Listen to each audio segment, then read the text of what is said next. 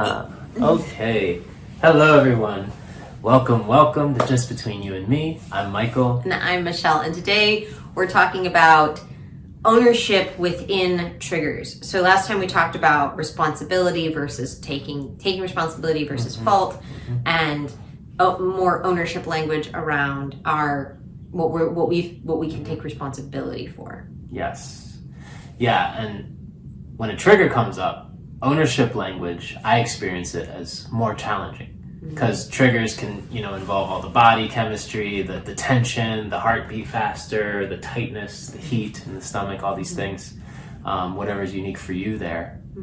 And to still choose ownership language during those moments, that's instrumental in connection, quite frankly. Yeah, taking responsibility when it's just something came up and it's kind of like an everyday thing and we're not triggered is the practice field for when the triggers come up and the feelings of like being forced into that trigger or buttons being pushed is really the test, so to speak, of this practice of this self-training of taking ownership and taking responsibility for what we've created. Sure, and a test or a continuous invitation to step into ownership. Because if I know anything about human connections, and especially intimate connections, I know that I'm going to be invited to step into ownership when my triggers come up. Because they're going to come up. Yeah. To be quite honest, I've failed here a lot. And you've experienced me and I say this with all the compassion in my heart, you've experienced me fail a lot. And I have so much compassion for you because you've been on the receiving end of me failing to take responsibility for my triggers. And that's hard. It really is. And that is usually if I am feeling misunderstood and want to, which is victim mentality in itself, as I've been realizing, but if I want to be understood, like in what I'm trying to come across with, to be supportive or to be communicative, and if in that process I get triggered and don't realize it, and then all of a sudden I feel like I just fell into a hole with what I was saying. But anyway, I do, like, in my experience is when you do experience that triggering, that the natural space to step into, and I feel like this is a natural space for most people, is to step into defense and to step into defending self. Like we talked about in our videos on triggers, like the specifics of triggering and how it can be a reaction. It's not a response, it's a reaction. And there are reasons why we have triggers. And then when we are trying to dismantle them, taking ownership within the triggers is really important as we work to dismantle those triggers.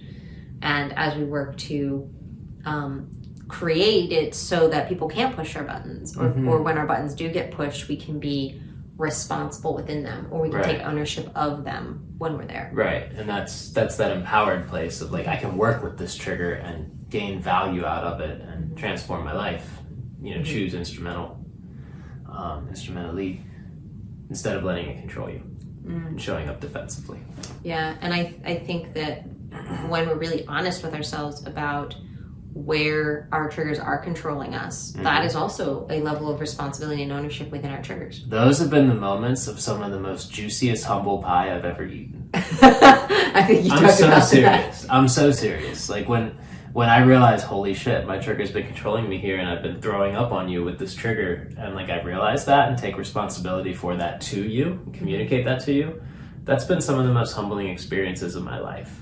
To be quite honest with you. And some of the most rewarding, it would sound like, and juiciest. Sure. Yeah, absolutely. Because once I actually take that responsibility and admit that to myself and to you, there's been an invitation created for me to create something different.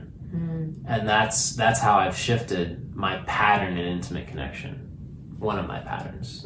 Yeah, this taking that responsibility and ownership within our triggers really, I think, invites humility, and it invites ownership, and it invites creating authentically with another person.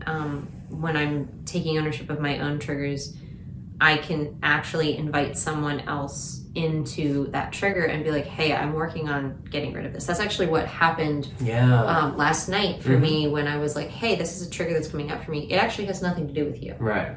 And I know that, and there's a situation that involves you that happened, but it wasn't triggered that. But it wasn't actually experience. you. Right. It wasn't actually you. It wasn't actually me, and it triggered that old experience for you. And because you were self-aware enough to bring that forward, I was able to hold space for you to go through that without taking it personal, like that I'm a problem in you having that trigger. Right. Yeah. Right. And when we have partners that can support us, like partners, not just intimate partners, but just other people, friends, connections in general, that can support us in working through those triggers. Sometimes this is even like a therapist or a psychologist who can help us like work through these triggers and like what's coming up for us and take responsibility, which I think is incredibly supportive. A part of the process. Yeah, and incredibly empowering when one can get to that place and do that like as a self course correcting thing. Like that's honestly a lot of what we've been working on in our connection. Absolutely. Yeah, for sure. I think there's so much more to this topic and there's so much more juiciness to this topic, but to get into any further, this video is going to turn into like a 30-minute video. So I feel like this is a good place to leave it in this conversation of like leaning into ownership and practicing responsibility outside of the triggers leads us to supporting ourselves and taking responsibility in the triggers and like creating the connections where we can process through some of this stuff is also very important. So I'll end it with one little golden mindset shift. If you can choose to experience triggers and connection as a hell yes moment or a golden moment of opportunity to take responsibility, then that could change your life. It changed mine. It's beautiful. Thank you for sharing that. You're welcome. Yeah. That's beautiful. I want to end there because that was just such gold. So thank you for joining us on Just Between You and Me. If you have a comment or anything about taking ownership within triggers or any other nuggets of gold like what Michael shared, please leave that in the comment section down below. We'd love to hear from you guys. And if you're interested in contacting us via any of our social media, that's in the description section down below. As well as our emails. And remember to like, share, and subscribe to our channel. And thank you all for joining us. I'm Michael. And I'm Michelle. We'll see you next time. Bye.